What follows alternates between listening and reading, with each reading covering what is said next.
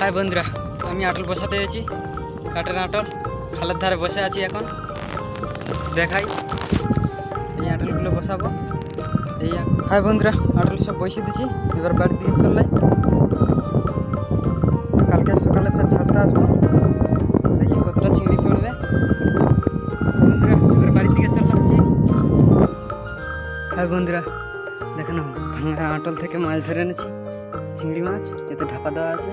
এবার ঢালবো, এতে ঢালবো, তার না হলে লাপাবে বেশি চিংড়ি মাছ।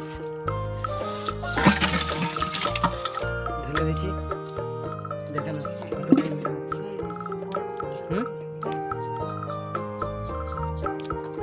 চিংড়ি মাছ দেখেন কত সুন্দর।